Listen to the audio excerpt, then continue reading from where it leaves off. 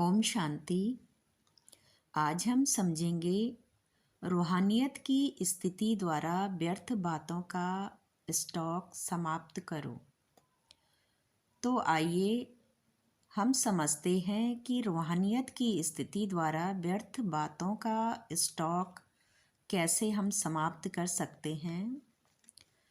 जब आत्मा अपनी रूहानियत की स्थिति में स्थित होती है तब उसकी अंतर मन की शक्ति स्वयं जागृत हो जाती है।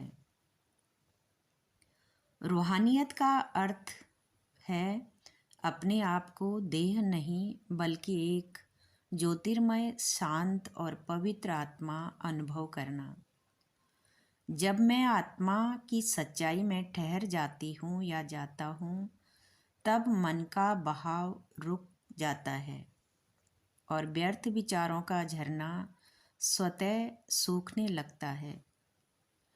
व्यर्थ बातें तभी जन्म लेती हैं जब मन खाली, अस्थिर और बाहरी प्रभावों से उलझा होता है।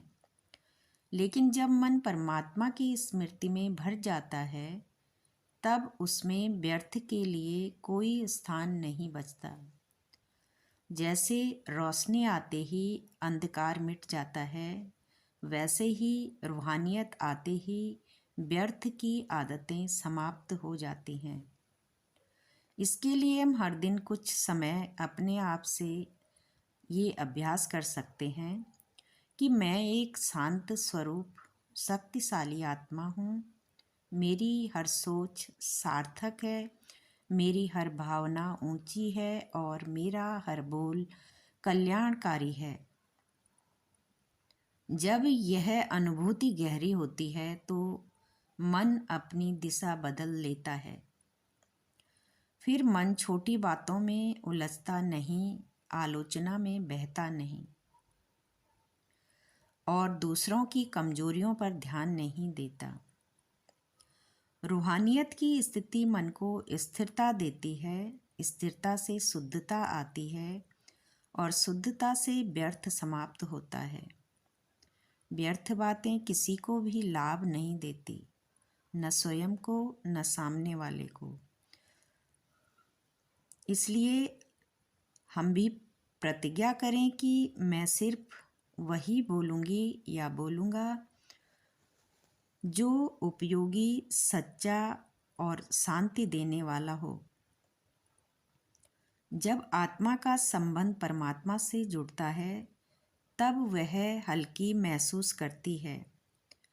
उसका स्वर मधुर हो जाता है, दृष्टि पवित्र हो जाती है और वाणी कल्याणकारी हो जाती है। यह परिवर्तन किसी प्रयास से नहीं बल्कि सिर्फ स्थिति से आता है। रूहानियत की उच्च स्थिति से आता है। बाबा भी कहते हैं कि रूहानियत की स्थिति द्वारा व्यर्थ बातों का स्टॉक समाप्त करो। रूहानियत की स्थिति द्वारा व्यर्थ बातों का स्टॉक जो समाप्त करता है वही खुशी के खजाने से संपन्न होता है। रूहानियत की स्थिति द्वारा व्यर्थ बातों के स्टॉक को समाप्त करो, नहीं एक दो के अवगुणों का वर्णन करते बीमारी के जम्स वायुमंडल में फैलाते रहेंगे। इससे वातावरण पावरफुल नहीं बनेगा। अपने पास अनेकों भावों से अनेक आत्मा आएंगी, लेकिन आपकी तरफ से शुभ भावना की बातें ही ले जाएं। यह तब होगा जब स्वयं के पास खुशी की बातों का स्टॉक जमा होगा। यदि दिल में किसी के प्रति कोई व्यर्थ बातें होंगी तो जहाँ बातें हैं वहाँ बाप नहीं पाप है। इसलिए आज हमें यही सीख मिलती है कि रूहानियत को अपनी दिनचर्या का हिस्सा बनाओ। आत्म अनुभूति को गहरा करो।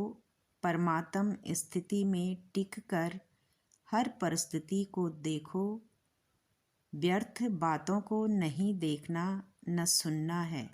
केवल शांति, प्रेम और शक्ति आपकी जिंदगी का हिस्सा बन जाएगी।